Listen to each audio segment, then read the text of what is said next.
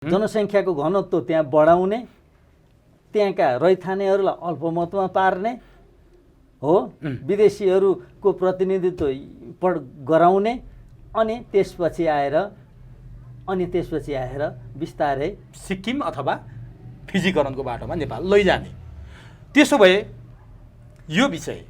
यो विषय सिक्किम र फिजीकरणको बाटोमा छ। प्रचण्ड भारत भ्रमणमा, आरजु भारत भ्रमणमा गएपछिको परिणाम यो देखिरहेको छ। संसदबाट पारित पनि गरियो। के प्रचण्डको भारत भ्रमण र नागरिकता विधेयक जोडिएको छ? नागरिकता बेचेर भए पनि जे जसरी भए पनि पार्टी चलाउँ, प्रधानमन्त्री बनाऊ, सकेसम्म प्रधानमन्त्री नै बनाऊ। उहाँले त म बहुमतको, अब उहाँलाई एउटा के भ्रम हुनसक्छ भनेदेखि यो नागरिकता विधेयक पारित गर्यो भनेदेखि अब तिमीलाई बहुमतको प्रधानमन्त्री भनेर न कसैले आश्वासन पो दिएको छ कि। उहाँले अहिले व्यक्त गरेका कुराहरू हेर्दाखेरि त्यो बहुमतको प्रधानमन्त्री हुने कुरा चाहिँ अलिक भ्रमपूर्ण हुनसक्छ। तर अब कोल्याबोरेसन गठबन्धनमा को हुन्छ को हुँदैन भन्ने कुरा त हेर्न बाँकी। नेपाली नागरिक भइसकेपछि उहाँहरूको सन्तानलाई अब बाबु भइसकेपछि त बाबुले एउटा मान्छे, लोग्ने मान्छे, छोरा मान्छे नेपालको नागरिक भइसकेपछि उसले आफूले बिहे गर्दाखेरि नेपाली बिहे गरे पनि उनको नागरिकता भइहाल्छ र विदेशी बिहे गरे पनि विदेशी महिलाले पनि अङ्गीकृत नागरिकता पाइहाल्नुहुन्छ। यो देशका नागरिकलाई नैतिकताको पथतिर लाने कि चारित्रिक पथतिर लाने कि यो चाहिँ पथ भ्रष्ट गराउने भन्ने एउटा नैतिकताको मोरल इस्यु पनि योसँग जोडिएको छ। अब पहिलो संशोधनको धारा 3 मा के भन्यो भनेदेखि संविधानको धारा 84 मा संविधानको धारा 84 को उपधारा 1 को खण्ड क मा रहेको भूगोल र जनसङ्ख्याको आधारमा भन्ने शब्दहरूको सट्टा जनसङ्ख्या र भौगोलिक अनुकूलता तथा विशिष्टताका आधारमा भन्ने शब्दहरू राखिएका छन्। दर्शकवृन्द नमस्कार, चुरो कुरोमा तपाईँलाई हार्दिक स्वागत छ। हामी आजको चुरो कुरोमा एउटा विशेष र नयाँ अङ्कका साथ उपस्थित भएका छौँ। संसदबाट नागरिकता विधेयक पारित भइसकेपछि यो विधेयकले एक प्रकारको तरङ्ग पैदा गरेको छ। नेपालमा नागरिकता किन यसरी विवादमा ल्याइन्छ? हरेक राजनीतिक परिवर्तनको पछाडि नागरिकता किन विवाद बनेर आउँछ, किन विवाद बोकेर आउँछ? हरेक परिवर्तनमा फर्केर हेरौँ, नागरिकताले विवाद उत्पन्न भएको छ। कट अफ इयर पटक चेन्ज भएको छ। हाम्रो छिमेकी मुलुक भारतमा 1947 मा स्वतन्त्र भइसकेपछि जुन कट अफ इयर लागू गरियो, अहिलेसम्म कट अफ इयर परिवर्तन नभएको हामी पाउन सक्छौँ। तर नेपालमा पटक नागरिकताको विषयमा किन कट अफ इयर परिवर्तन गरिन्छ? राजनीतिक दलका नेताहरूले अथवा पोलिसी बनाउनेहरूले नागरिकता बुझेका छन् या बुझेका छैनन्? नागरिकतालाई किन यति सस्तो बनाइयो नेपालमा? आज जनमा उठेको प्रश्न यो छ। जनताले त बुझेका छैनन्, तर बुझ्नुपर्नेहरूले पनि यो विषय किन बुझेनन्? 4 वर्ष अगाडि संसदमा नागरिकता सम्बन्धी विधेयक टेबल गरिएको थियो। एकाएक देउबा सरकारले त्यो विधेयक फिर्ता गरेर फेरि अर्को विधेयक प्रस्तुत गर्यो र बहुमतका आधारमा विधेयक पारित भएको घोषणा गर्यो, जसले सडकमा आगो बलेको छ, जनताको मनमा आगो बलेको छ। के नेपाली नागरिकता लिन वञ्चित भएका नेपाली नागरिकहरूका लागि यो विधेयक ल्याइएको हो? होइन भने यो विधेयकमाथि किन यति धेरै प्रश्न उठेको छ? विधेयक आउँदाखेरि के तराईका दाजुभाइ दिदीबहिनीहरूका लागि मात्रै लक्षित गरेर ल्याइएको हो, अथवा हिमाल पहाडमा बस्ने दाजुभाइ दिदीबहिनीले पनि नागरिकता नपाएको कुराले ल्याइएको हो? किन नागरिकताको विषय आउँदा तराईमा बस्ने दाजुभाइलाई भारतीय नजरियाले हेरिन्छ र नागरिकताको विवादको विषय र समस्या उनीहरूकै लागि मात्रै हो भनिन्छ? जब चुनाव आउँछ नागरिकता किन यसरी विवादमा तानिन्छ? अहिले पनि नेकपा माओवादीका अध्यक्ष पुष्पकमल दाहाल प्रचण्ड भारत भ्रमणबाट फर्के लगत्तै नागरिकता विधेयक पारित भइसकेपछि यसमा गम्भीर आशंका र प्रश्न उठेको छ। त्यति मात्रै होइन, उहाँले सर्लाही जिल्लामा पुगेर नागरिकताका विषयमा गम्भीर कुरा बोल्नुभएको छ। चाँडै कार्यान्वयन हुन्छ, अब सबैले नागरिकता पाउनुहुन्छ भनेर उहाँले त्यहाँ गएर फेरि उचाल्ने काम गर्नुभएको छ। आखिर किन यस्तो भइरहेको छ? हामी यसका बारेमा, नागरिकताका बारेमा विज्ञता हासिल गरिरहनुभएका, नागरिकताका विषयमा विद्यावारिधि गरिरहनुभएका उहाँ नेपालकै पहिलो व्यक्ति हुनुहुन्छ एसके तिमिल सिन्हासँग आजको चुरो कुरोमा चुरै कुरो निकाल्ने प्रयास गर्नेछौँ। सबभन्दा पहिले म नागरिकताका विषयमा विद्यावारिधि गरिरहनुभएका, नागरिकताका विषयमा विज्ञता हासिल गर्दै गरिरहनुभएका एसके तिमिल सेनालाई चुरो कुरोमा स्वागत गर्छु। यहाँलाई चुरो कुरोमा हार्दिक स्वागत छ। धन्यवाद उमेशजी, धन्यवाद। तपाईँ नेपालकै पहिलो व्यक्ति हुनुहुन्छ जो नागरिकताका विषयमा विद्यावारिधि गरिरहनु भएको छ। तपाईँ पाइपलाइनमै हुनुहुन्छ भनेर भनौँ। यसअघि पनि नागरिकताका विषयमा तपाईँसँग कुराकानी गरियो, आम दर्शकले अत्याधिक रुचाइदिनु भयो। त्यहाँ सुन्दै नसुनेका, कसैले बोल्दै नबोलेका, सार्वजनिकै नभएका महत्त्वपूर्ण कुरा तपाईँले सार्वजनिक गर्नुभएको थियो। अहिले फेरि नागरिकताका विषयमा एक प्रकारले विवाद पैदा भएको छ, उत्पन्न भएको छ। नागरिकता सम्बन्धी विधेयक बोकेरै आउनु भएको छ तपाईँ। नागरिकता सम्बन्धी विधेयक संसदबाट सामान्य बहुमतले पारित भएको छ। अहिले जुन किसिमको सडकमा विरोध देखिएको छ, सञ्चार माध्यममा विरोध देखिएको छ, यो विरोध हुनुपर्ने विषय हो या होइन? विधेयक नै तपाईँको हातमा छ, यहाँ विरोध गर्नुपर्ने र समर्थन गर्नुपर्ने कुरा के छ? हामी जस्ता भुइँ मान्छेले बुझ्ने गरी प्रश्न पारिदिनुहोस्। मैले यहाँबाट सुरु गरेँ। धन्यवाद उमेश सर, लामो पृष्ठभूमिसहित भन्नुभयो। यसमा विरोध गर्नुपर्ने र नपर्ने भन्ने विषयको सन्दर्भमा चाहिँ केही आवश्यक विषयहरू छन्। यसमा केही आवश्यक विषयहरू छन्। यो विधेयक बनाउनै पर्ने, यो कानुन बनाउनु पर्ने केही विषयहरू छन्। तर त्यो कानुन बनाउँदै गर्दाखेरि त्यसबाट अलग गर्नुपर्ने पनि केही विषयहरू छन्। हेर्नुहोस् है त, यो विषय जोडिएर आएको छ, जेलिएको छ, यो गाँठो परेको छ। मैले भन्छु नागरिकता सम्बन्धी कानुन चाहिँ हाम्रो सन्दर्भमा भिसियस सर्कलमा फस्यो, अर्थात् चक्रव्यूहमा पर्यो, चक्रव्यूहमा पर्यो। अब समग्र रूपमा यसको विरोध गरौँ, त्यो पनि केही नेपाली दाजुभाइ दिदीबहिनीलाई अन्याय हुन्छ।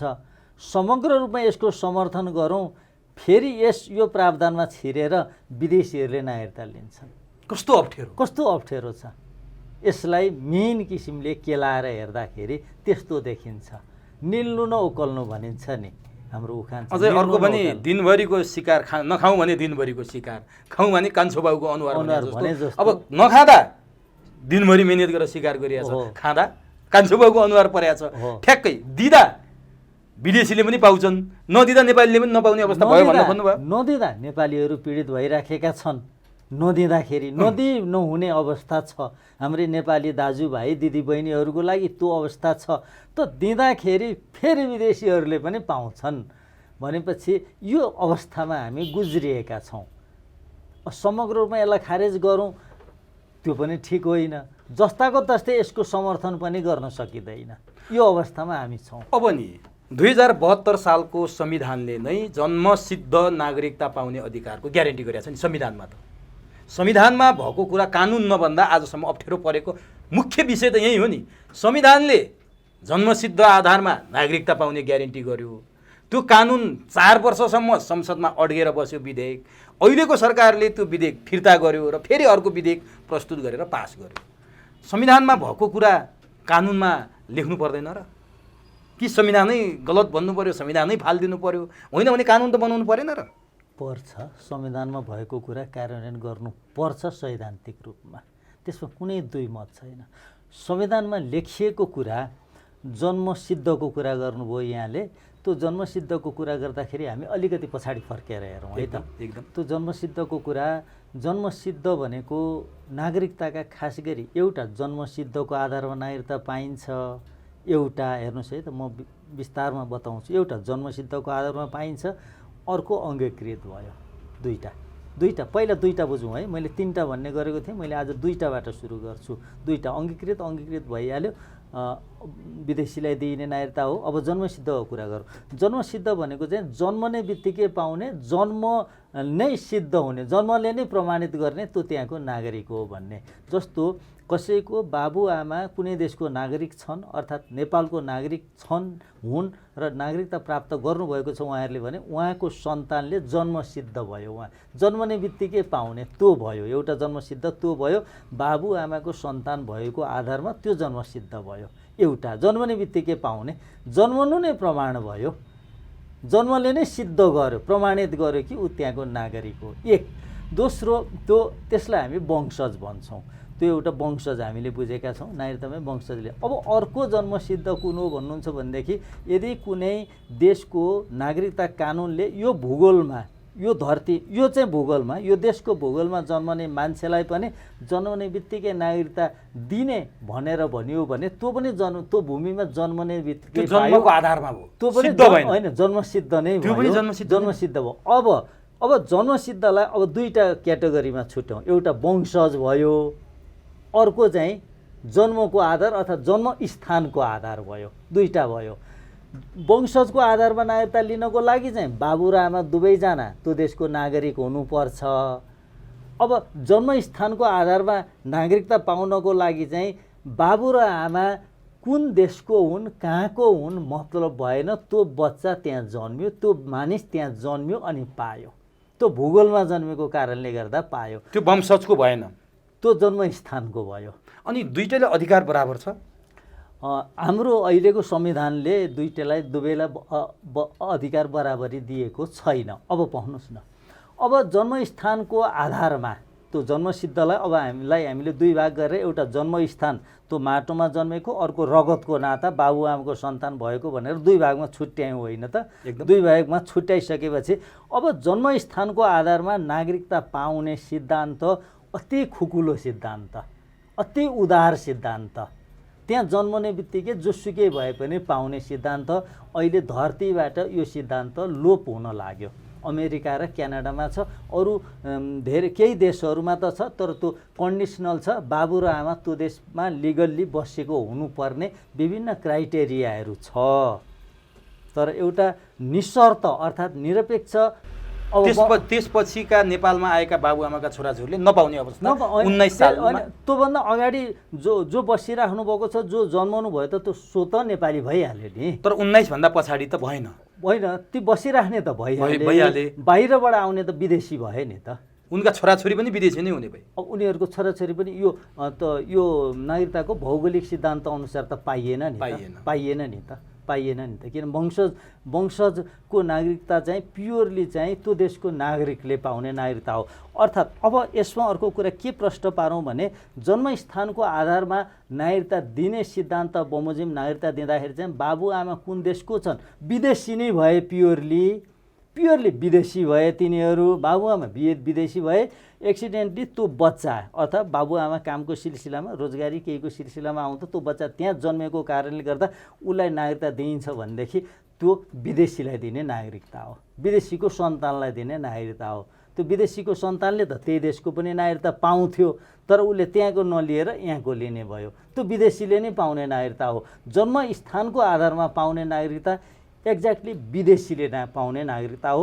अब यसरी नागरिकता दिन सकिँदैन, यो हामीले थ्याक्न सक्दैनौँ भनेर 2019 सालको संविधानले 2019 साल पुस 1 गतेभन्दा पछाडि नेपालमा जन्मेकोलाई जन्मस्थानको आधारमा कट अफ इयर भनेर त्यसलाई हो कट अफ इयर चाहिँ यदि जन्मस्थानको आधारमा नागरिकता दिँदै आइएको छ भने चाहिँ त्यसलाई रोक्ने एउटा मिति हुन्छ, त्यो मितिलाई कट अफ इयर भनिन्छ।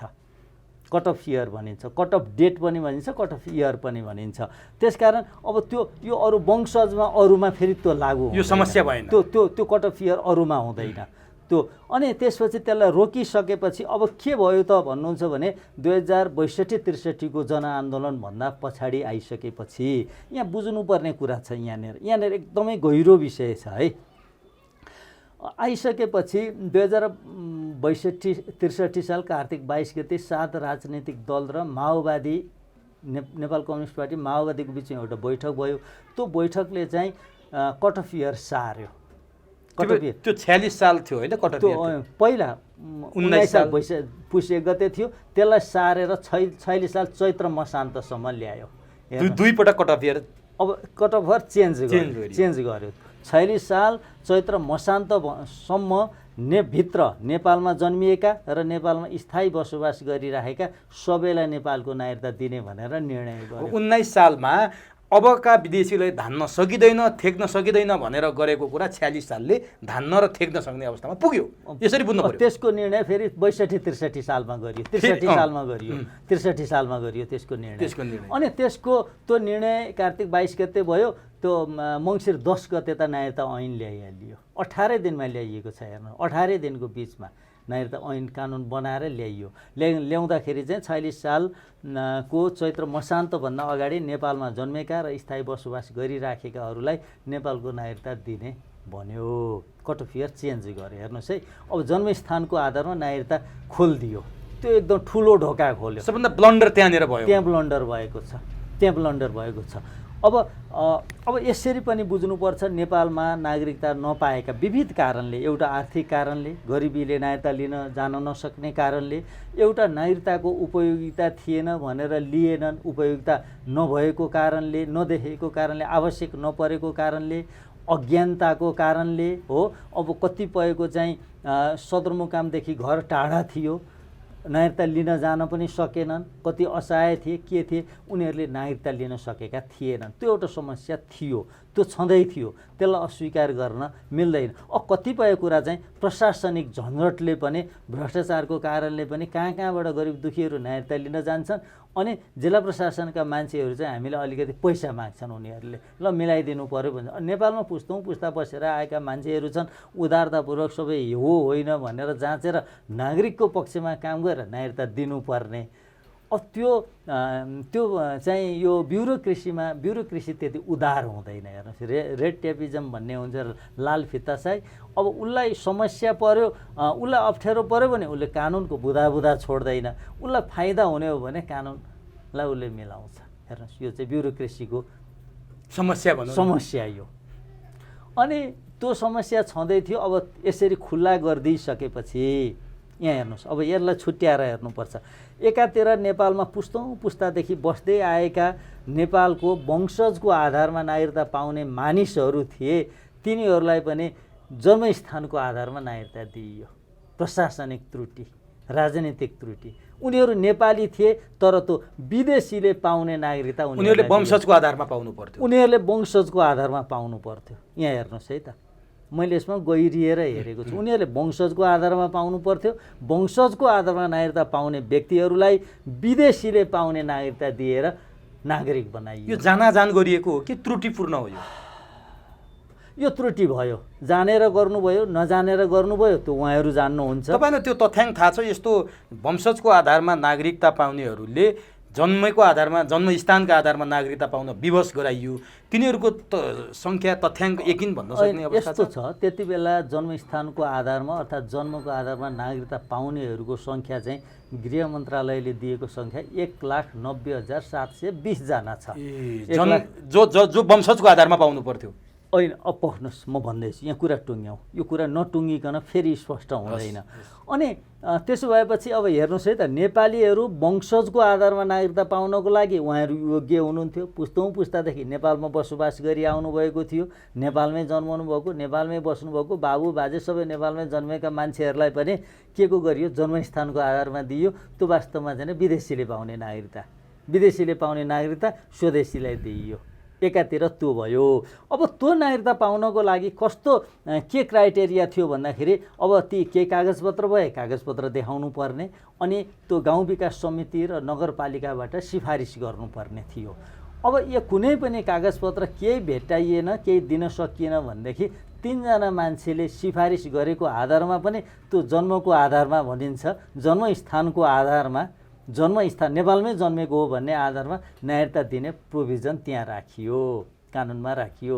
राखिसकेपछि त्यो 3 जनाले सिफारिस गर्ने क्राइटेरियाको फाइदा उठाएर त्यसमा जन्मको आधारमा नागरिकता नेपालीहरूले पाउनु पर्थ्यो, पाए। तर त्यसको साथसाथै विदेशीले पनि पाए। विदेशीले नागरिकता पाएको कुराको मसँग प्रमाण छ। कतिले पाए? होइन, यति उति भन्ने कुरा त अब त्यो धेरै जिल्ला प्रशासन के थुप्रै टोलीबाट पनि लिएका छन्, हो, टोलीबाट लिएका छन्। अब त्यसको यकिन एक्ज्याक्ट तर पाएको कुरा चाहिँ तपाईँसँग तथ्य छ? पाएको कुरामा मसँग तथ्य छ, मसँग प्रमाण छ। त्यो कुरामा म स्योर छु। त्यो तथ्य पेश गर्नको लागि म तयार छु। जहाँ कठघरामा उभिन पनि तपाईँ तयार? कठघरामा उभिन पनि म तयार छु। म यति पनि भन्छु, वंशजको आधारमा नेपालको नागरिकता पाउने मानिसहरूलाई विदेशी जस्तो बनाएर नेपालको नागरिकता दिइयो। त्यहाँ नेपाली नागरिकहरूलाई अन्याय भयो, एक हो। अब फेरि तिनै नेपालीलाई नागरिकता दिनको लागि खुकुलो प्रावधान बनाउँदाखेरि त्यही प्रावधानमा विदेशी पनि छिरे। यो नियत बस थियो कि यो जानाजान थियो कि? जसरी अहिलेको जोडी हालौ, प्रचण्ड भारत भ्रमणमा गए, कतिपयले प्रधानमन्त्रीको लागि आलो पालो गर्न गएको भनेर व्याख्या विश्लेषण गरे। तर प्रचण्ड भारतमा नागरिकता हामी दिँदैछौँ है नागरिकता विधेयक पारित गर्दैछौ है, पास गर्दैछौ है भनेर जानकारी गराउन गएको अथवा कसैले भेटिराख्न गएको भनेर पनि कतिपयले भन्नुभयो। यसै गरी नेपालका नेताहरूले सत्ता कुर्सीका लागि शक्ति राष्ट्र अथवा भारतलाई भनौँ न रिझाउनका लागि पटक पटक नेपालमा नागरिकता सम्बन्धी यस्ता खुकुला कानुन ल्याउने र विदेशीलाई नागरिकता दिने सजिलो बाटो बनाइदिन्छन् भनेर आरोप लाग्छ। के नेता पोलिसी लेभलमा बसेकै मान्छेहरूले विदेशीले नागरिकता पाउन् भनेर यो खेल खेले हुन् के हो? तपाईँले अध्ययन गर्नु भएको छ। पढ्नु है, म हजुरको प्रश्नको उत्तरमा आउँछु। त्योभन्दा अगाडि यहाँ क्लियर गरौँ है त। अनि त्यसो भइसकेपछि त्यो प्रावधान बमोजिम विदेशी पनि छिरे अनि नागरिकता लिए। नेपालको संविधान 2072 जारी हुनुभन्दा अगाडिसम्म नागरिकता लिए। दुई वर्षसम्म त्यसको लागि एप्लिकेसन दिने, निवेदन दिने म्याद थियो। त्यो म्यादभित्र कतिले दिने जतिले पाए, धेरै कति छुटेका पनि छन्। नेपालीहरू छुटेका पनि छन् है, विदेशीको कुरै भएन। नेपालीहरू अझै छुटेका पनि छन्। मेरो बुझाइमा छुटेका, तपाईँको अध्ययनले पनि देखाउँछ। मेरो बुझाइले भनौँ न, मेरो बुझाइले त्यो देखाउँछ। किन मेरो सम्पर्कमा धेरै मान्छेहरू आएका छन्। अनि त्यो एउटा कुरा भयो। अब तिनीहरू नेपाली नागरिक भए नि। नेपाली नागरिक भइसकेपछि उहाँहरूको सन्तानलाई अब बाबु भइसकेपछि त बाबुले एउटा मान्छे, लोग्ने मान्छे, छोरा मान्छे नेपालको नागरिक भइसकेपछि उसले आफूले बिहे गर्दाखेरि नेपाली बिहे गरे पनि उनको नागरिकता भइहाल्छ र विदेशी बिहे गरे पनि विदेशी महिलाले पनि अङ्गीकृत नागरिकता पाइहाल्नुहुन्छ। यो संसारभरिको नियम है। पत्नीले पतिको मुलुकको नागरिकता पाउने धरतीभरिको नियम हो, यो कहीँ रोकिँदैन। त्यो कुरा भयो। अब नेपालको संविधानले के गर्यो भन्नुहुन्छ भने, नेपालको संविधान 2072ले यो संविधान जारी हुनुभन्दा अगाडि जन्मको आधारमा नागरिकता लिएका बाबु र आमा दुवैजना नेपालको नागरिक रहेछन् भने उनीहरूको सन्तानलाई वंशजको आधारमा नागरिकता दिने भन्यो। त्यसै अनुसार अहिलेको नागरिकता विधेयकलाई प्रतिनिधि सभाले पारित पनि गर्यो। अहिलेको मुख्य अंश नै यही हो। एउटा अंश यो हो, एउटा मुख्य अंश। तीनवटा अंश, यसलाई तीनवटामा छुट्याएर हेर्नुपर्छ। तीनवटा मध्ये एउटा चाहिँ यही हो। त यसमा त्रुटि केही छैन सैद्धान्तिक रूपमा। विधेयकमा सैद्धान्तिक रूपमा म भन्छु, सैद्धान्तिक रूपमा त्रुटि केही छैन। त्रुटि भयो 62-63 पछि भयो। त्यति बेला त्यही प्रावधान अघि हामीले छलफल गऱ्यौँ, मैले व्याख्या गरेँ। त्यही प्रावधानमा टेकेर विदेशीले नागरिकता लिए। हेर्नुहोस्, विदेशीले नागरिकता लिए। अब यसअनुसार नागरिकता दिँदाखेरि अब ती विदेशीहरूले नक्कली नेपालको नागरिकता त सक्कली लिए, तर गैर नेपालीले लिए, विदेशीले लिए। अब तिनीहरूको सबैले वैधता पाउने भयो, सबै संवैधानिक भयो। अब उनीहरू त कार्यकारी पदमा पनि पुग्न पाउने भइहाल्यो नि, वंशजको आधारमा नागरिकता पाएपछि त भयो। अनि भनेपछि मेरो तर्क के हो भने, त्यति बेला केही बेमानी भएको छ, विदेशी बनाएर नागरिकता दिएको छ, त्यसको उचित सरकारले छानबिन गरेर तिनीहरू त्यो जसले चाहिँ जन्मको वंशजको आधारमा नेपालको नागरिकता पाउनुहुन्थ्यो तत्काल छानबिन गरेर उहाँहरूलाई त्यो जन्मको आधारमा लिएको नागरिकतालाई वंशजको आधारमा रूपान्तरण गरिदिएपछि त नेपालीहरू जतिको त रूपान्तरण गर्नुपर्ने अवस्था छ, उनीहरूलाई विदेशी बनाएर दिइयो हो। रूपान्तरण गरेपछि त उनीहरूको सन्तानले त स्वत नागरिकता पाइहाले, समस्या समाधान भइहाल्यो। तत्काल हुन्छ। यो सरकार लाग्ने हो भने तत्काल भइहाल्छ। यो गाह्रो विषय होइन, तर इच्छा शक्ति भएन।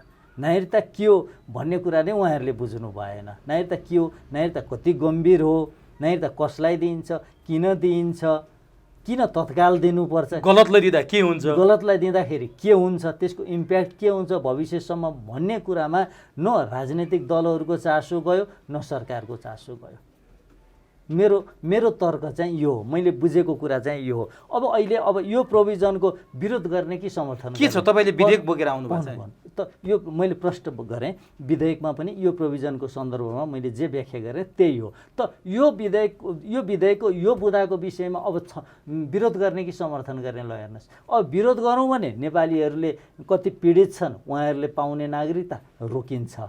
वर्षौँदेखि पीडित हुनुभएको छ हो, नगरौँ। समर्थन गरौँ, विदेशी छिरे यसमा। ल हेर्नुहोस्, त्यस कारणले यो निल्नु न उकल्नु, यो प्रावधान एउटा प्रावधान यो भयो। अब तपाईँले यसमा अर्को विदेशीहरूको यसमा के रुचि छ, यो विदेशीहरूको प्रभाव हो कि भन्ने कुरा जसरी नेताहरूले त्यो सिम्टमहरू देखाइरहन्छ हो, नेताहरूको एक्सप्रेसनबाट भनौँ न। भन्दाखेरि 2046 सालको आन्दोलनभन्दा पछाडि आएर कृष्णप्रसाद भट्टराई, गिरिजाप्रसाद कोइराला अथवा नेपाली काङ्ग्रेसको सरकारले नेपालको नागरिकता कानुनलाई लचिलो बनाएर, खुकुलो बनाएर विदेशीहरूलाई नागरिकता दिनको लागि चाहिँ उहाँहरूले त्यस किसिमको नागरिकता कानुन बनाउने प्रयास गर्नुभएको थियो।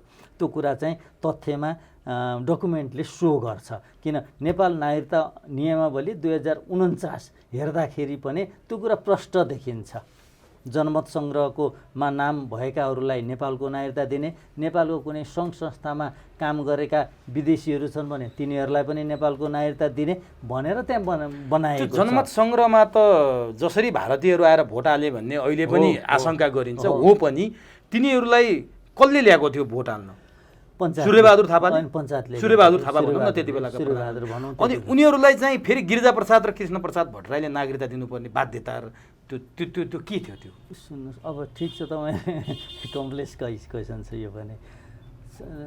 2036 सालमा 37 साल वैशाख 20 गते भएको जनमत सङ्ग्रहमा पञ्चायतलाई जिताउनको लागि पनि विदेशीकै गैर नेपाली ल्याइयो, गैर नेपाली भनौँ न, गैर नेपालीकै नाम चाहिँ मतदाता नामावलीमा लेखाएर मतदान गराइयो। यतातिर है विदेशीकै सहयोग लिइयो, जसले गर्दा पञ्चायतले जित्यो पनि। बहुदलीय सूर्यबहादुर थापामाथि आरोप लाग्छ नि, थुप्रै मान्छे भारतीय ल्याएर उनले पञ्चायतको पक्षमा मतदान गराए भन्ने आरोपै छ। अब पञ्चायत जिताउन पनि विदेशी ल्याइयो, अब पञ्चायत फाल्न पनि फेरि विदेशी नेताहरूलाई नै ल्याइयो भनेपछि अब उनीहरूको माग पनि के हुने गरेको रहेछ त भन्दाखेरि, अब जो भारतबाट यहाँ आएर बसिरहेका छन् मानिसहरू, विभिन्न पेसा व्यवसाय नगरी त यहाँ बस्दैनन्, अब तिनीहरूलाई नेपालको नागरिकता देऊ भन्ने उनीहरूको माग पनि त्यो हुँदो रहेछ। अनि त्यसै अनुसार अब किन पञ्चायत जोगाउन पनि त्यो पञ्चायती शासकहरूले विदेशीहरूकै मद्दत लिए, अब फेरि पञ्चायत फाल्न पनि बहुदलवादी नेताहरूले विदेशीकै मद्दत भनेपछि भारतको त दुवै हातमा लड्डु देख्यो नि त। हो, पञ्चायतवालालाई पनि प्रयोग गर्यो, भोट हाल्न दिइहाल्यो, मान्छे पठायो विदेशी, बहुदलवालासँग यिनलाई नागरिकता दियो भने बहुदल ल्याइदियो भने त उसको हातमा दुवै हातमा लड्डु देखेन। हो, अनि अब त्यसो भएपछि नेपाली काङ्ग्रेसका नेताहरू पनि नागरिकता कानुन खुकुलो बनाउनु भनेर मर्यादा गरेर लागेका थिए। अब 62-63 को आन्दोलन, माओवादीको जनयुद्धपछि 62-63 को आन्दोलनको कुरा गर्दाखेरि 62-63 को आन्दोलनमा सहयोग गर्ने विषयमा चाहिँ पश्चिमाहरू र दक्षिणाको दुई किसिमको धारणा थियो भनेर भन्छ। पश्चिमाहरू नेपाललाई धर्मनिरपेक्ष बनाउन चाहन्थे, इन्डियनहरू चाहिँ नेपालको राज संस्था फालिदिने र नेपालको नागरिकता कानुन लचिलो बनाउन चाहन्थे भन्ने कुरा भनिँदै आएको छ, लेखिँदै आएको छ। त्यसअनुसार चाहिँ 62-63 को आन्दोलनभन्दा पछाडि नेपालको नागरिकता कानुन अब कसैको आशयमा नेपालका नेताहरूले बुझेका थिएनन्, त्यो उहाँहरूको विषय भयो। तर उहाँहरूले बुझेका थिएनौँ भनेर त सुख पाउनुहुन्न नेता, किन 7 राजनीतिक दलले निर्णय गरेको छ कार्तिक 22 गते है। त 7 राजनीतिक दलको निर्णय बमोजिम नेपालको नागरिकता कानुन परिवर्तन भएको थियो भन्ने कुरा केले पुष्टि गर्छ त भन्ने कुरा हामीले हेरौँ है त। देखाइदिनुहोस् है दर्शकलाई पनि। हुन्छ, ल मैले चाहिँ तपाईँलाई नेपाल नागरिकता ऐन 2063 को प्रस्तावना पढेर सुनाउँछु है त। प्रस्तावना पढेर सुनाउँछु त। नागरिकता सम्बन्धी नेपाल कानुनलाई संशोधन र एकीकरण गर्न बनेको ऐन। प्रस्तावना: नेपाल ऐतिहासिक जनआन्दोलनको परिणामस्वरूप नेपालको सार्वभौमसत्ता नेपाली जनतामा निहित रहेको र राज्य शक्तिको स्रोत नेपाली जनता नै रहेको विद्यमान अवस्थामा विगतमा नेपाली नागरिकहरूले नागरिकताको प्रमाणपत्र प्राप्त गर्न नसक्दा अप्ठ्यारो परिरहेको अवस्थालाई महसुस गरी प्रतिनिधि सभाको घोषणा 2063 ले नेपाल राज्यभित्रको नागरिकता सम्बन्धी समस्याको समाधान यथाशीघ्र गर्ने सङ्कल्प लिए अनुरूप 2063 साल कार्तिक 22 गते भएको राजनैतिक सहमतिको आधारमा 2063 साल कार्तिक 22 गते भएको राजनीतिक सहमतिको आधारमा नेपालको नागरिकता प्राप्ति, समाप्ति र तत्सम्बन्धी अन्य कुराको व्यवस्था गर्नको लागि प्रचलित कानुनी व्यवस्थालाई समय अनुकूल संशोधन र एकीकरण गर्न वाञ्छनीय भएकोले नेपाल नागरिकता ऐन 2063 जारी गरिएको छ भनेपछि त राजनीतिक दलहरूको सहमतिमा टेकेर गरियो। राजनीतिक दलको सहमति पनि अथेन्टिक कपी मसँग छ। तर त्यो पाएको भए पनि ठिकै थियो। ल ठिक छ, नेपालमै जन्मेको थियो, नेपालमै बसेको थियो, उसले पायो, त्यसमा आपत्ति गर्ने ठाउँ छैन। तर यो व्यवस्थाको फाइदा उठाएर यहाँ के भनेको छ, 46 साल चैत्र मसान्तसम्म नेपाल सरहदभित्र जन्मेको हुनु पर्यो र नेपालमा स्थायी रूपले बसोबास गर्दै आएको हुनु पर्यो। दुईटा, एउटा नेपालमा जन्मेको हुनु पर्यो, जन्मेर मात्रै भएन बसोबास पनि गर्दै आएको हुनु पर्यो। तर नेपालमा जन्मदै नजन्मेको र नेपालमा बसोबास गर्ने व्यक्ति जन्मको आधारमा नेपालको नागरिक हुनेछ भनेपछि 46 सालभन्दा अगाडि जन्मने जति सबैले पाउने भयो। 46 साल चैत्र मसान्त पनि भनेको छ, बसेको आधार पनि भनेको छ। अनि यसलाई उल्लङ्घन गरेर कसरी लिए त? जन्मिँदै जन्मे फेरि यसमा कागजपत्रहरू पेस गर्नु पर्थ्यो होइन, कागजपत्रहरू पेस गर्नु पर्थ्यो। यो यसअनुसार नागरिकता लिनको लागि यसअनुसार नागरिकता लिनको लागि त नागरिकता लिनको लागि भनेर प्राप्तिको लागि नागरिकता प्रमाणपत्र प्राप्तिको लागि निवेदन दिनुपर्ने भन्यो है। अब नागरिकता प्राप्तिको लागि नागरिकता निवेदन दिनुपर्ने भनिसकेपछि अब हेर्नुहोस् है त, निजको जन्म नेपालमा भएको र नेपालमा स्थायी रूपमा बसोबास गर्दै आएको बेहोरा खुल्ने सम्बन्धित गाउँपालिका वा नगरपालिकाले गरिदिएको सिफारिस वा आफ्नो वा परिवारको नाममा जग्गा दर्ता प्रमाण पूर्जा वा मैयानी हकको प्रमाणपत्र वा घरधुरी प्रमाण वा निर्वाचन आयोगले तयार गरेको मतदाता नामावलीमा निजको बाबु वा आमाको नाम समावेश भएको प्रमाण, मतदाता नामावलीमा बाबु आमाको नाम भए पनि दिने खुकुलो है, त्यो पनि भयो। अब अर्को, अब यसअनुसार कुनै व्यक्तिले उपदफा 1 वा 2 बमोजिमका प्रमाणहरू निवेदन साथ पेश गर्न नसकेको अवस्थामा तोकिएको अधिकारीले स्थलगत सरजमिन र निवेदकलाई चिन्ने, सोही वडामा बसोबास गर्ने कम्तीमा 3 जना नेपाली नागरिकताको प्रमाणपत्र लिइसकेका व्यक्तिले सरजमिन स्थलमै गरेको शनाखतको आधारमा नेपाली नागरिकताको प्रमाणपत्र दिन सक्छ। सबैभन्दा दुरुपयोग यही भइरहेछ। यो प्रावधानको दुरुपयोग भयो नि त। 3 जनाले शनाखत गरिदिएपछि त नेपालमा जन्मेको हो, यहीँ बसेको छ भनिदिएपछि त नागरिकता पाउने भयो। त यो प्रावधानको दुरुपयोग गरेर नागरिकता लिनुभयो। त यसको छानबिन गर्नुपर्छ। जसले यसको दुरुपयोग गर्नुभएको छ उहाँहरूको नागरिकता खारेज गर्नुपर्छ। भनेपछि अहिलेको विधेयकमा 1 नम्बरको कुरा त तपाईँले जन्मको आधारमा तपाईँले भनिसक्नुभयो। यो जटिल विषय यो हो, हेर्नुहोस् जटिल विषय यो कतिले उठाउनु भएको छ। उहाँहरूले होलसेलमा सबै नागरिकता खारेज गर्नुपर्छ भन्नुहुन्छ, त्यो पनि सही अडान होइन, त्यो पनि सही तर्क होइन। त यसको छानबिन गरेर जे जति खारेज गर्नुपर्ने छ त्यसको खारेज गर्नु पर्यो नि त। अब तपाईँले जस्तो यो विधेयकको विषयमा अथवा समग्र नागरिकताको समस्याको विषयमा जसरी केलाइरहनु भएको छ नि, विधेयकको 1 नम्बरको विषय त तपाईँले भन्नुभयो, जो जन्मस्थानको आधारमा पाउने कुरामा यसरी विदेशीले पाउन सक्छन् भनेर तपाईँले भन्नुभयो। अब दोस्रो र तेस्रो के छन् हामीसँग? दोस्रो नम्बरको कुरा चाहिँ बाबुको पहिचान हुन नसकेको सन्तानलाई आमाको नामको आधारमा नेपालको नागरिकता दिने। यसमा चाहिँ कहाँनिर त्रुटि छ, कहाँनिर कमजोरी छ? यसले कहाँनिर विदेशीले नागरिकता पाउने खुकुलो वातावरण बन्छ र स्वदेशीले चाहिँ नपाएको अवस्था चाहिँ के कस्तो छ यसमा? अब यसमा यस्तो छ, एक थरी मानिसहरूको एक थरी अधिकारकर्मी दुई भागमा विभाजित छन् अधिकारकर्मीहरू। एक थरी अधिकारकर्मीहरूको भनाइ छ आमाले कुनै बच्चा लिएर जाने बित्तिकै, कुनै छोरा हो छोरी होस् लिएर जाने बित्तिकै यसको बाबु छैन भन्ने बित्तिकै आफूले नाममा नागरिकताको भरिसकेपछि फर्म भरिसकेपछि तत्काल नागरिकता दिनुपर्छ भन्ने एउटा भनाइ छ। त अर्को भनाइ छ यसलाई चाहिँ ठिक छ, ल बाबु छैन भने त उसको जन्म कहाँ भएको हो, ऊ कहाँ बसोबास गरिराखेको छ, ऊ विदेशीको सन्तान हो कि स्वदेशीको सन्तान हो कि अलिकति छानबिन गरेर दिनु। त्यसको केही राखेको छैन मापदण्ड हो। अब आमाले गरेको सो घोषणाको आधारमा भनेको छ, सो घोषणा मैले चाहिँ यति कारणले बाबु देखाउन सकिनँ भन्ने आधारमा अब महिला अधिकारकर्मीहरू भन्छन् त्यो पनि अन्यायपूर्ण भयो। एउटा आमाले बच्चा जन्माइसकेपछि सो घोषणा गरेको भरमा दिनुपर्ने त्यो पनि अन्यायपूर्ण भयो भन्ने एक थरी भनाइ छ। त अर्को थरी भनाइ चाहिँ होइन, नत्र त त्यो आधारमा त जसले पनि नागरिकता पाउने भए विदेशीहरू पनि फेरि छिर्न सक्ने अवस्था रहन्छ भन्ने अर्को थरी भनाइ छ।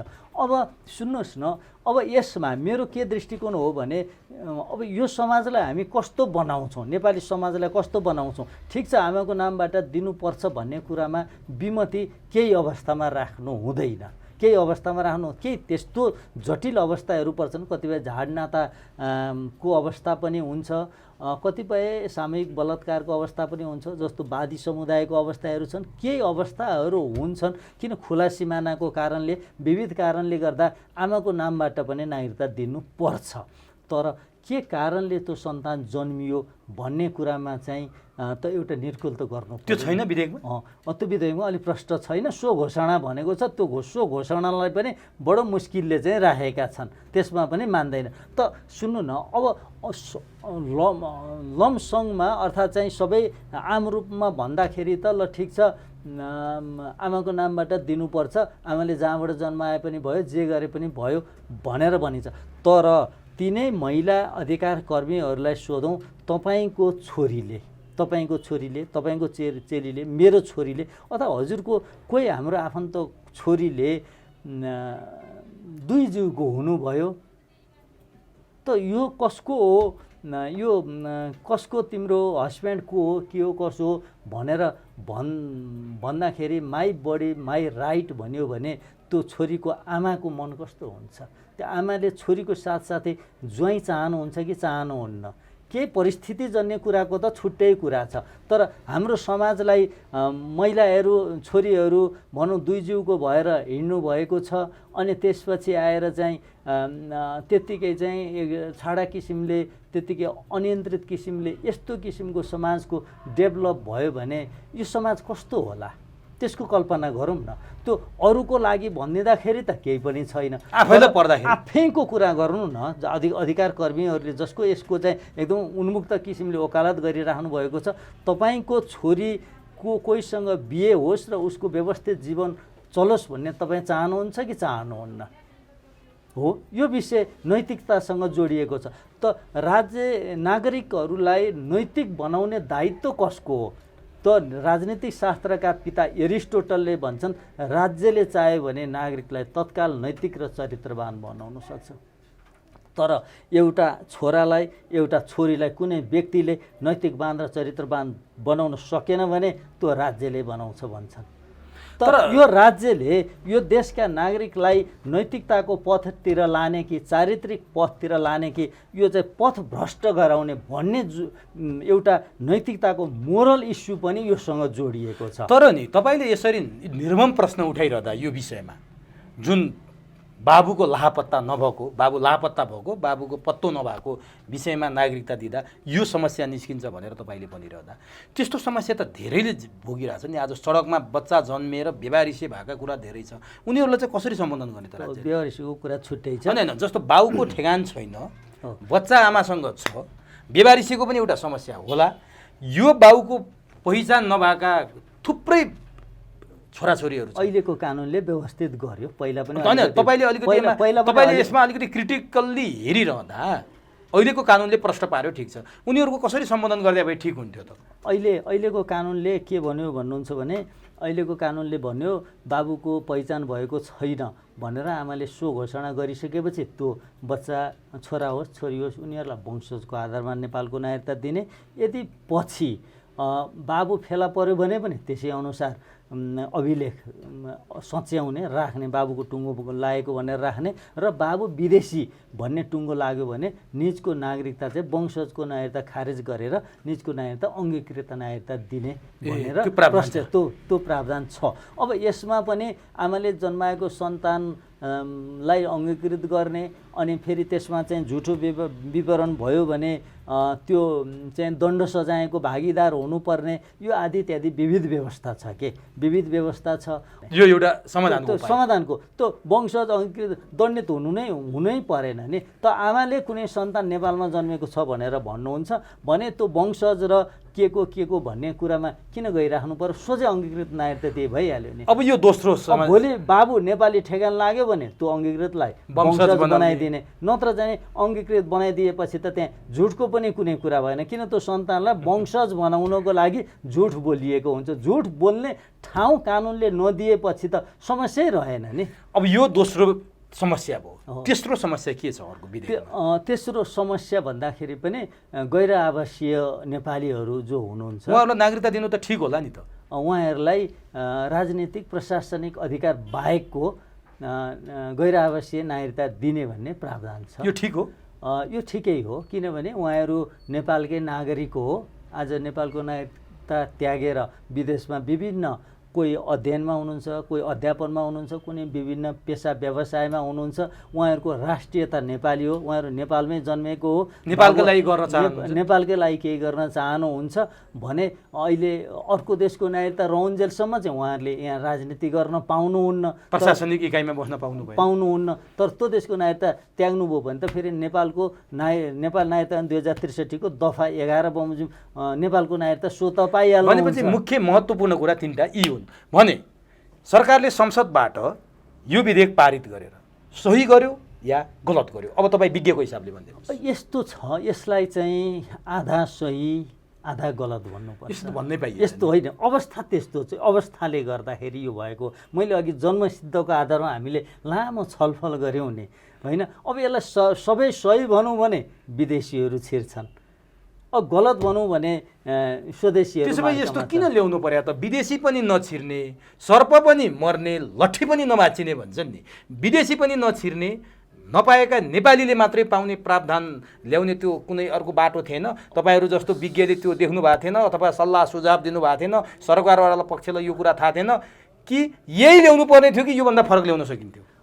मैले 1 महिना जति अगाडि सङ्घीय संसदका सबै माननीयहरूलाई खुला पत्र भनेर यो जन्मस्थानको आधारमा नागरिकता लिएको सन्दर्भमा मैले 7-8 पेजको सबै अवधारणागत रूपमा प्रश्न पारेर के कसो यी सबै प्रश्न पारेर सङ्घीय संसदका माननीयहरूलाई भनेर खुला पत्र भनेरै अनलाइन खबर.com ले नै छापेको थियो। मलाई पनि पठाइदिनु भएको थियो तपाईँ? मैले हजुरलाई पनि पठाएको थिएँ। मैले अरू मिडियाहरूले पनि प्रकाशित गरेका त्यो लाखौँले हेर्नुभयो।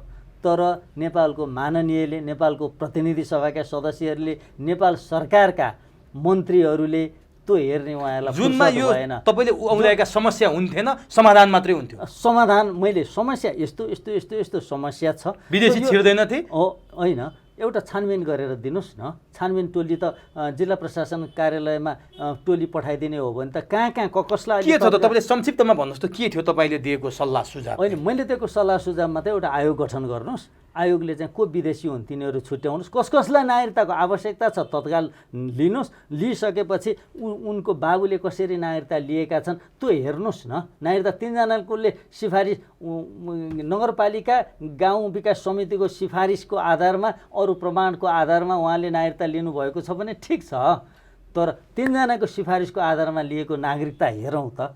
त्यो संवेदनशील छ? त्यो संविधान त्यो चाहिँ हेरौँ न त। पहिला 3जनाको सिफारिसको आधारमा कुनै प्रमाण छैन, खालि 3जनाको सिफारिसमा मात्रै लिएको नागरिकता छ भने त्यो नागरिकता चाहिँ हेरौँ न त। के रहेछ त? को मान्छे छ त? त्यो छुट्याउनुहोस् न पहिला, होइन? उहाँहरूलाई कसलाई के भाइ बहिनीहरूलाई कतिलाई नागरिकताको आवश्यकता परेको छ उहाँहरूको लिनुहोस्, लिइसकेपछि उहाँहरूको फाइल खोलेर हेर्नुहोस् त, अनि फटाफट दिनुहोस् न। एक दिन ढिलो हुने हो। अब नि सर, जस्तो तपाईँले त्यो कुरा भनेको कुरा त्यो गैडाको छालाले बनेको कानले सायद सुनेन होला। सरकारको कान, नेपालको प्रशासनमा बस्नेहरूका कान गैडाको छालाले बनेको हामी चाहिँ उपमा दिन्छौँ। अब म कहाँनिर जोड्न चाहन्छु भने नि, नेपालमा यति सजिलो विदेशीहरूलाई छिर्न सहज हुने नागरिकता कानुन बनाउन किन यस्तो बाध्यता छ? दलहरूलाई चाहे त्यो 46 सालको परिवर्तन हुँदा कृष्णप्रसाद र गिरिजाप्रसादले नागरिकता दिन त्यो सजिलो कुरा गरेको हिसाबले कुरा होस्, चाहे 62-63 को ऐनको कुरा होस्, नेपालका नेता, नेपालको सरकार किन यति कमजोर नागरिकता ऐन बनाउन बाध्य र तत्पर हुन्छ? के हो कारण? अब सुन्नुहोस् है त, नेपालको संविधान 2072 जारी हुनुभन्दा अगाडि नेपालको संविधानमा केही प्रावधान राख्नको लागि भारतीय पक्षले नेपाललाई 7 बुँदे सल्लाह सुझाव दिएको थियो भनेर indianexpress.com भन्ने अनलाइनमा एउटा त्यति बेलाको छापाहरूमा त छ्यापछ्यापतिर छ। अहिले मैले यो समाचार लिएको चाहिँ indianexpress.com.बाट लिएको हो। अब यसलाई नेपाल प्रेस भन्ने अनलाइन पोर्टलले पनि यसलाई प्रकाशन गरेको छ है त। अब त्यसमध्येको त्यो सुझाव मध्येको एउटा प्रावधान के छ भन्नुहुन्छ भनेदेखि त्यसमध्येको एउटा प्रावधान चाहिँ नेपालमा विवाह गरेर आउने विदेशी महिलाहरूलाई नेपालको नागरिकता प्राप्त गर्नको लागि अब यहाँनिर सुन्नुहोस् है त आर्टिकल 11(6) स्टेट्स द्याट भनेको छ त्यो यहाँ गरेको छ। अब अटोमेटिक अन एप्लिकेसन भनेको छ एप्लिकेसन पाउने बित्तिकै चाहिँ नागरिकता पाउने व्यवस्था गर भनेर त्यति बेला उहाँहरूले सुझाव दिनुभएको भारतीय पक्षले। अब यो चाहिँ म तपाईँलाई यसको साइटेसनै दिन्छु, साइटेसन छँदैछ हो कि यो चाहिँ indianexpress.com ले चाहिँ अब यसको लिङ्क मसँग छँदैछ। अनि नेपाल प्रेसले पनि यो समाचार चाहिँ 79 साल साउन 7 गते पब्लिस गरेको। त्यसो भए तपाईँको यो कुरालाई टेकेर म के भन्न चाहन्छु भने अहिले नेपालमा नागरिकता ऐन खुकुलो बनाइएको छ, पटक पटक कट अफ परिवर्तन गरिएको छ, पटक पटक विदेशीले पाउने नागरिकताको बाटो सहज बनाइएको छ। साँच्चीकै भारतीय दबावमा हो जस्तो लाग्छ तपाईँलाई? किनभने 46 सालको परिवर्तनमा पनि भारतको हात छ, 62-63 को परिवर्तनमा पनि भारतको हात छ, माओवादी जनयुद्ध भारतमै बसेर भएको छ। यी सम्पूर्णको गुण तिर्न तपाईँले प्रश्न भनिदिनुहोस् है, यी सम्पूर्णको गुण तिर्न नागरिकता सम्बन्धी ऐन यति फितलो बनाइया हो या होइन? ठिक छ, नागरिकताको कुरा भयो नि त। नागरिकताको विषयमा उहाँहरूले चाहिँ प्रश्न सुझाव दिनुभएको रहेछ। नेपालमा विवाह गरेर आउने भारतीय महिलाहरूको लागि विदेशीहरूको लागि चाहिँ तत्काल नागरिकता दिने चाहिँ अन एप्लिकेसन नागरिकता निवेदन दिने बित्तिकै नागरिकता पाउने व्यवस्था गर भनेर एउटा उहाँहरूको प्रावधान रहेछ, एउटा माग त्यो रहेछ। त्यही माग बमोजिम अहिले गरियो। अहिले जुन 7 वर्षको प्रावधान राख्ने कुरो थियो त्यसैमा गलफत्ती चलेको थियो, 4 वर्षदेखि विधेयक अड्किएको थियो। यो कुरा गरिदिँदा बित्तिकै सकियो। माओवादी पनि ब्याक हट्यो किन? हो बुझियो नि, कुरा बुझ्यो नि तपाईँले। अघि प्रचण्डको भारत भ्रमणको कुरा गर्नुभयो, यो धेरै प्रसङ्ग जोडिसक्नुभयो त। सुन्नु न, यसले के भन्यो त त्यति बेला 2072 साल भदौ 29 गते उहाँहरूले चाहिँ 7 बुँदे चाहिँ एउटा चाहिँ के भन्ने निर्देशन जस्तो यस किसिमको संविधान बनाउनुहोस् है भनेर दिनुभएको रहेछ। त्यो पालना गर्दैछ। अहिले त्यसको पालना भयो। त्यसको पालना नहुन लागेको थियो, अहिले फेरि भयो भनेपछि केही छ नि होइन। यो इन्डियन एक्सप्रेस भन्ने अनलाइनले दिएको कुरा, त्यसपछि अरू त्यति बेला त्यसो भए 46 को परिवर्तन 62-63 को परिवर्तन माओवादी जनयुद्ध भारतकै समर्थनमा भएको थियो भन्ने कुरामा अब हामीले हिचकिचाइरहनु पर्छ कि पर्दैन? अब भन्नुहोस्, तपाईँले त पुष्टि गर्दैन हैन। तपाईँलाई अब अर्को कुरा भन्छु। अब यिनीहरूले के भने भन्दाखेरि त्यति बेला उहाँहरूको एउटा माग रहेछ। के भन्नुहुन्छ भनेदेखि नेपालको निर्वाचन क्षेत्रको विभाजन गर्दा, जस्तो प्रतिनिधि सभाको राष्ट्रिय सभाको निर्वाचन क्षेत्र हुन्छ नि त, प्रतिनिधि सभाको प्रश्न बुझ्नुहुन्छ।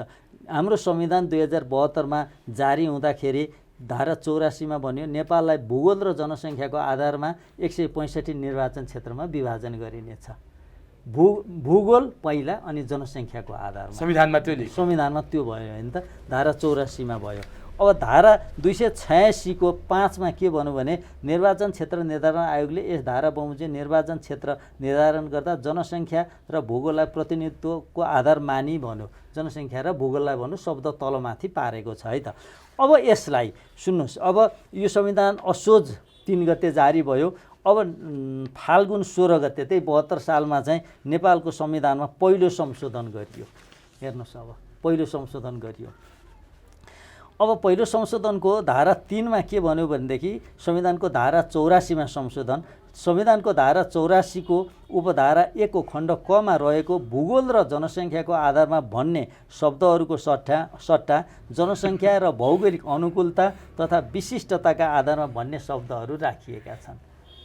भूगोल र जनसङ्ख्या भन्ने शब्दको सट्टा जनसङ्ख्या र भौगोलिक अनुकूलता मात्र, भूगोल भन्ने शब्दै हटाइसक्यो। भौगोलिक अनुकूलता र विशिष्टता, यी एब्स्ट्र्याक्ट शब्दहरू राखियो। हेर्नुहोस् है त, मेनली जनसङ्ख्यालाई फोकस गर्यो। हेर्नुहोस्, संविधान हत्तनपत्त संशोधन गरे, उनीहरूले 7 बुँदे दिएका थिए संविधान जारी हुनुभन्दा अगाडि, त्यो कार्यान्वयन गर्न सकेनन्। नागरिकताको सम्बन्धमा अहिले कार्यान्वयन गरे उनीहरूले भने बमोजिमै गरे, संशोधन गर्न सकेनन्। त्यो कुरा छँदैछ। अब निर्वाचन क्षेत्रको कुरा त्यति बेलै कार्यान्वयन गरे। अब प्रश्न भन्नुपर्ने भयो। अब पढ्नुहोस्, अब एकछिनमा प्रश्न भनौँ। अब यही संशोधनको अर्को 4 नम्बरमा भनियो, जनसङ्ख्यालाई मुख्य र भूगोललाई दोस्रो आधार मानी सङ्घीय कानुन बमोजिम प्रदेश निर्वाचन क्षेत्र निर्धारण गर्ने। भनेपछि जनसङ्ख्यालाई मुख्य र भूगोललाई दोस्रो, उनीहरूले जनसङ्ख्याको आधारमा निर्वाचन क्षेत्र निर्धारण गर्ने गरी संविधान निर्माण गर भनेका थिए। संविधान निर्माण गर्दा त्यो भएन, पछि संशोधन गर्दै उनीहरूको अनुकूल बनाइयो। एकातिर जनसङ्ख्याको आधारमा निर्वाचन क्षेत्र निर्धारण गर भन्छन्, दोस्रोतिर नागरिकता कानुन खुकुलो बना, विवाह भएर आउने बित्तिकै नागरिकता दे भन्छन्। भनेपछि यसमा कसैको कोही विदेशीको इन्ट्रेस्ट छ भन्ने कुरा देखिन्छ कि देखिन्छ? घाम जस्तै छर्लङ्ग भयो। अब भएन त? भयो। अब म क्लाइमेक्सतिर यसको कनेक्सन त देखियो नि त, होइन? जनसङ्ख्या, नागरिकता कानुन र यो निर्वाचन क्षेत्रको कनेक्सन देखिसकेपछि अनि यो फिजीकरणको सिक्किमीकरणको कुरा आउँछ नि त। अनि निर्वाचन क्षेत्र जनसङ्ख्याको आधारमा तराई बेल्टको निर्वाचन क्षेत्र बढी बनाउने हो, जनसङ्ख्याको घनत्व त्यहाँ बढाउने, त्यहाँका रैथानेहरूलाई अल्पमतमा पार्ने हो, विदेशीहरूको प्रतिनिधित्व गराउने, अनि त्यसपछि आएर बिस्तारै सिक्किम अथवा फिजीकरणको बाटोमा नेपाल लैजाने। त्यसो भए यो विषय सिक्किम र फिजीकरणको बाटोमा छ। प्रचण्ड भारत भ्रमणमा, आरजु भारत भ्रमणमा गएपछिको परिणाम यो देखिरहेको छ। संसदबाट पारित पनि गरियो। के प्रचण्डको भारत भ्रमण र नागरिकता विधेयक जोडिएको छ? जोडिएको छैन भन्ने विषयमा चाहिँ उहाँ जानुभन्दा अगाडि उहाँको दलका मान्यहरू अलिकति रिजिड हुनुहुन्थ्यो वैवाहिक अङ्गीकृतको नागरिकताको विषयमा। त्यसपछि खलातखुलुत हुनुभयो। त्यसपछि पछि आएर के भयो भन्ने कुरा त देव गुरुङले त रोस्टममा उभिएरै गठबन्धनको कारणले गर्दा यो विधेयक पारित गर्नु पर्यो भनेर भन्नुभएको कुरा त घाम जस्तै कसैले नबुझेको। तर प्रचण्डले हिजो सर्लाहीमा पुगेर 1,90,000 बढी जन्मसिद्धका सन्तानले पाउँदैछन् वंशजको नागरिकता भनेर नेपाली नागरिकलाई बोलेका छन्। जहाँ तराई प्रदेशमा, मधेस प्रदेशमा बस्ने नागरिकहरू नागरिकता विहीन हुँदा कोही जागिर खान पाएको छैन, कोहीले व्यवसाय गर्न पाएको छैन, कोहीले जग्गा जमिन पास गर्न पाएको छैन, उनीहरूको लागि त यो नागरिकता ऐनले केही न केही राहत र शीतलता त दियो नि। यसमा किन विरोध त तपाईँहरूको? प्रचण्डले 1,90,000 नेपालीले जन्मसिद्धका सन्तानले वंशजका नागरिकता पाउँछन् भन्दा तपाईँहरूको किन आपत्ति त? यसमा मैले यस्तो, तपाईँले जसरी मलाई प्रश्न राख्नुभयो त्यस प्रकारको आपत्ति मेरो होइन। मेरो भनाइ के हो भने छानबिन गरेर दिनुपर्छ नि त। छानबिन गरेर दिउँ न, विदेशी चाहिँ हटाउन, देशीले दिन त दिनु पर्यो नि त। त्यो विधेयकमा छानबिन भन्ने प्रावधान राखिदिएको भए त्यो करेक्ट हुन्थ्यो? त्यो करेक्ट हुन्थ्यो होला सायद। अहिले जसरी सडकमा विरोध भइरहेछ नि, के त्यो छानबिन भन्ने प्रावधान नराख्दा समिति बनाएर अनि त्यसको आधारमा दिने भनेको भए त केही मान्छे छानिन्थे नि त। त्यसो भए राके जुलुस भएका छन्, सडकमा विरोध भएका छन्, जुलुस भएका छन्, अधिकार कर्मीहरू, कानुनविदहरू, कोही त अब अदालत पनि जानु होला। यो विरोध ठिक हो या बेठिक हो?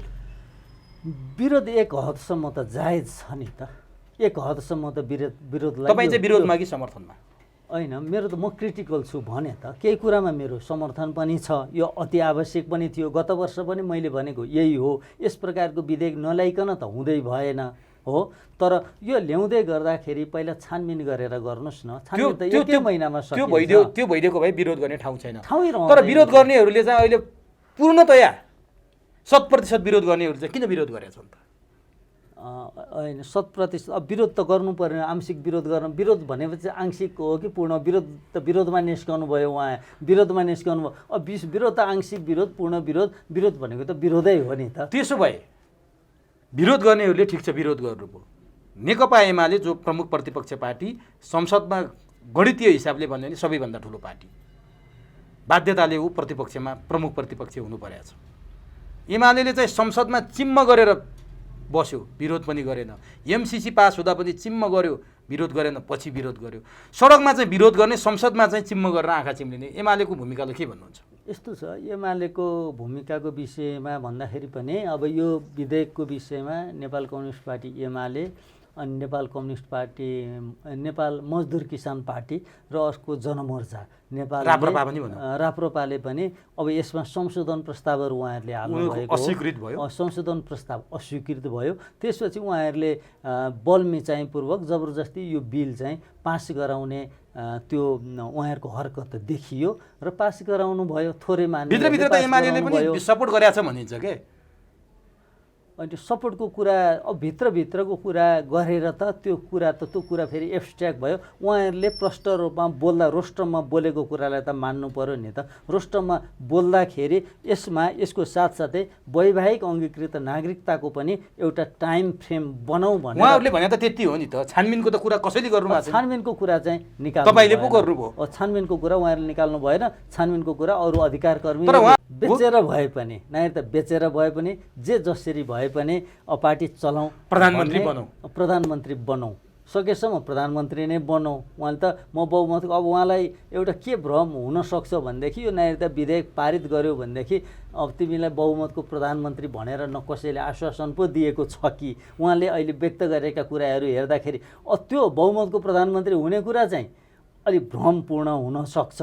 तर अब कोल्याबोरेसन गठबन्धनमा को हुन्छ को हुँदैन भन्ने कुरा त हेर्न बाँकी छ। अब काङ्ग्रेसको चाहिँ के हो यसमा? ऊ त फेरि लम्पसार परेर न विरोध छ, सारा समर्थन मात्रै देखिन्छ काङ्ग्रेसको।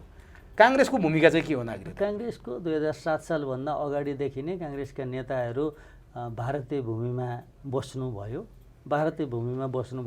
उहाँहरू भारतप्रति लोयल हुनुहुन्छ।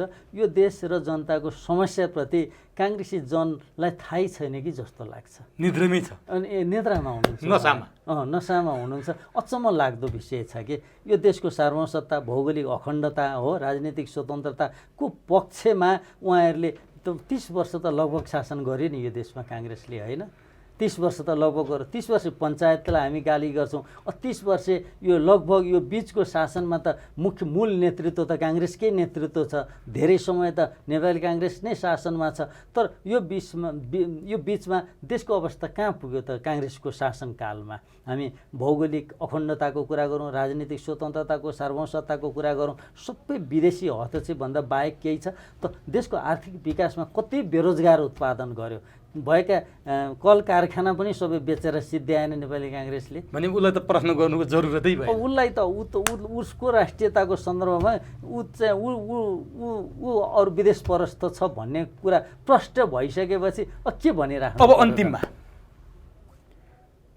नागरिकताको विषयमा विवाद हुँदा अथवा नागरिकताका विषयमा प्रश्न उठ्दा सीमा त चाइनासँग पनि छ, भारततिर मात्रै हाम्रा आँखा तिर्सिन्छन् र मधेसी दाजुभाइलाई हामीले भारतीय देख्छौँ हाम्रा आँखाले। खास नेपालीलाई मधेसी देख्ने, के अरे भारतीय देख्ने र नागरिकताको समस्या समाधान हुन बित्तिकै भारतीयले नागरिकता पाउँछन्, यो मधेसको मात्रै समस्या हो भनेर हामी चिन्छौँ, बुझ्छौँ। यस्तो किसिमको न्यारेटिभ किन बनेको छ? र साँच्चीकै नागरिकताको विषय उठ्दा भारत र नेपालको सीमा मात्रै किन हेर्छौँ? चीनसँग जोडिएको सीमामा पनि त समस्या होला। यति भन्दैनस् न छुटो होला होइन? भारतको हाम्रो तराईको मानिसहरू सबैलाई भारतीय आँखाले देख्छौँ भनेर चाहिँ भन्नु हामीले हुँदैन। यो कुरा सरासर गलत हुन्छ।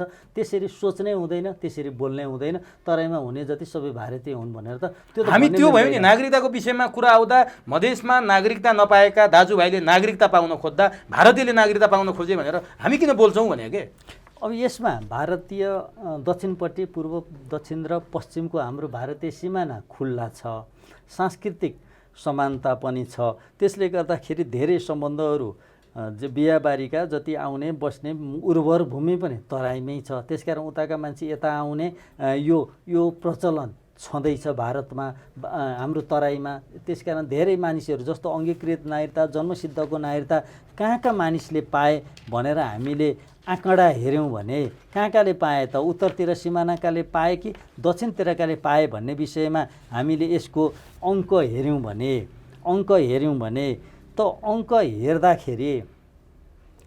हेर्दाखेरि त जम्मा चाहिँ अङ्गीकृत र जन्मको आधारमा नागरिकताको विवरण हामीले एग्रिगेटमा हेर्दाखेरि हिमालमा जम्मा चाहिँ अङ्गीकृत र जन्मको आधारमा नागरिकता लिनेको सङ्ख्या 686 जना रहेछ। 686 जना रहेछ, हेर्नुहोस् है त। त पहाडमा 8548 जना रहेछ। यो भ्याली सहित छ, काठमाडौँ भ्याली सहित छ।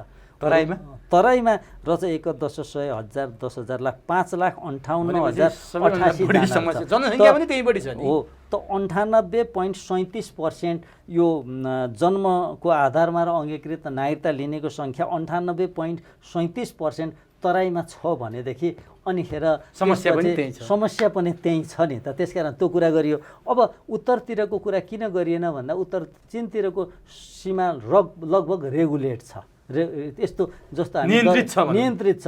हामी जसरी यहाँबाट सरासरी हामी इन्डिया जान सहज छ, त्यस्तो त हामी यो बोर्डर क्रस गरेर उता जान त सहज छैन, एउटा कुरा। दोस्रो कुरो, तराई बेल्टको जुन उर्वर भूमि छ, आबादी छ, जनसङ्ख्या छ, त्यस्तो हिमाली बेल्टमा त्यस्तो आबादी पनि छैन। फाटफुट्ट मान्छे आउने जाने केही परम्परा त छन् सीमा। तर तपाईँको तथ्याङ्कले यो कुरा मान्छेहरूले जे बोल्नुहुन्थ्यो उहाँहरूलाई प्रश्न उत्तर तथ्याङ्कले दिइसक्यो। तथ्याङ्क त 98.37% चाहिँ अङ्गीकृत र जन्मको आधारको नागरिकता त तराईमा रहेछ। यो यति भनेपछि केही बोलिरहन परेन। अब यसलाई बिट कहाँनिर मारौँ भने तराईका नेताहरूले संसदमा नागरिकता सम्बन्धी विधेयक अलपत्र पर्दा, अङ्गीकृतलाई 7 वर्ष प्रावधान बनाउन खोज्दा हामीले भारतबाट बिहा गर्ने कुरा कम भयो, भारतीय चेलीहरू नेपालमा बिहा गर्न आउने लगभग बन्द जस्तै भयो भनेर संसदमा दुखेसो पोख्या सुनेको थिएँ क्या मैले। समस्या त उत्पन्न भएछ नि त तराईमा। होइन, देशको बिचको सम्बन्ध हुन्छ, व्यक्तिको बिचमा सम्बन्ध हुँदैन। देश छुट्टिएको कुरा हो, व्यक्ति छुट्टिएको कुरा हो, त्यो एउटा विषय भयो, पोलिटिकल फिलोसफीको विषय भयो। दोस्रो कुरा, नेपालमा को जनसङ्ख्यालाई 2078 को हामीले आँकडा हेर्दाखेरि 2,92,00,000 जनसङ्ख्या छ। त्यसमध्ये 1,49,00,000 जनसङ्ख्या महिलाको छ र 1,43,00,000 जनसङ्ख्या पुरुषको छ। त पुरुषको भन्दा महिलाको जनसङ्ख्या 6 लाख बढी छ भनेदेखि नेपाली पुरुषले विवाह गर्नको लागि नेपालमै महिलाहरू छन् नि त, किन विदेश धाउनु पर्यो? तर विदेश त्यसरी स्वतन्त्रतामाथि हनन गर्न नि त भएन नि। विदेशबाट बिहे गर्न पाइँदैन भन्ने त कानुनमा छैन नि। त्यसो होइन, यो सीमा व्यवस्थित नभएको कारणले गर्दाखेरि यो समस्या आयो। दुर्भाग्य नेपालले आफ्नो सीमालाई व्यवस्थित गर्न सकेन, आफ्नो जनसङ्ख्यालाई पनि व्यवस्थित गर्न सकेन। जनसङ्ख्यालाई कसरी व्यवस्थित गर्न सकेन? को स्वदेशी र को विदेशी भन्ने कुरा त छुट्याएर सरकारले व्यवस्थित किसिमले राख्नु पर्थ्यो। त्यो व्यवस्थित किसिमले राखेको भएदेखि नागरिकताको समस्या आउँदैन थियो। हो, को नागरिकता लिन बाँकी छन्, ल एप्लिकेसन दिनुहोस् भनिसकेपछि एउटा आयोग बनाएर यिनीहरूको राम्रो छानबिन गरेर चाहिँ दिउँ त, उहाँहरू नेपाली हो भने तत्काल दिनुपर्छ भन्यो भने यो समस्या रहँदैन। नेपाली नागरिक को हो को होइन रेगुलेट नै गर्दैन। अब होलसेलमा नागरिकता अब कसैको निर्देशनमा सबलाई दिनुपर्छ भनेर चाहिँ त्यसरी ऐन नियम कानुन तर्जुमा गर्न तपाईँसँग कुरा गर्दा म एउटा अन्तिममा के भन्छु भने समस्या नागरिकतामा होइन रहेछ, समस्या नागरिकता समस्या सरकारमा रहेछ। सरकारले समस्याको समाधान गर्न सके सबै कुरा समाधान हुँदो रहेछ भन्ने कुरा चाहिँ निष्कर्षमा पुगे। म गलत भएँ? सरकार भनेको त प्रसिद्ध पोलिटिकल फिलोसोफर अर्थात् आधुनिक राजनीति शास्त्रका पिता पनि भनिन्छ थोमस हब्सलाई सरकार कस्तो हुनुपर्छ भनेर उहाँले एउटा लेभियाथान भन्ने किताब लेख्नु भएको छ। लेभियाथान, त्यो लेभियाथान भनेको समुद्री राक्षस हो।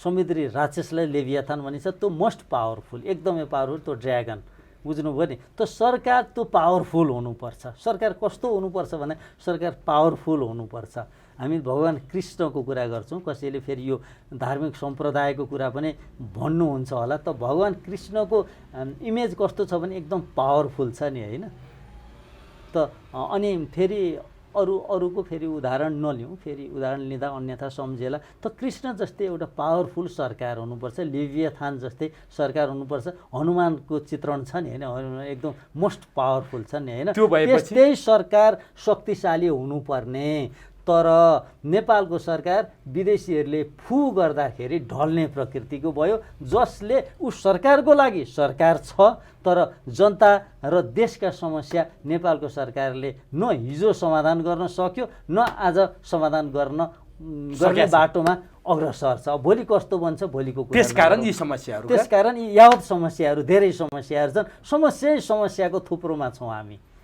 हस्, समय दिनुभयो।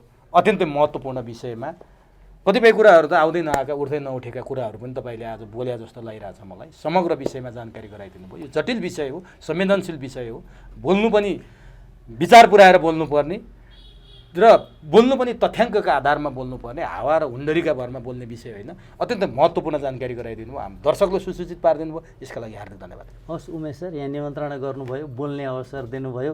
तपाईँ र यो हाम्रो चुरो कुरो टेलिभिजन अनि एबिसी टेलिभिजन सबैलाई धेरै धेरै धन्यवाद। हस् हस् हस्।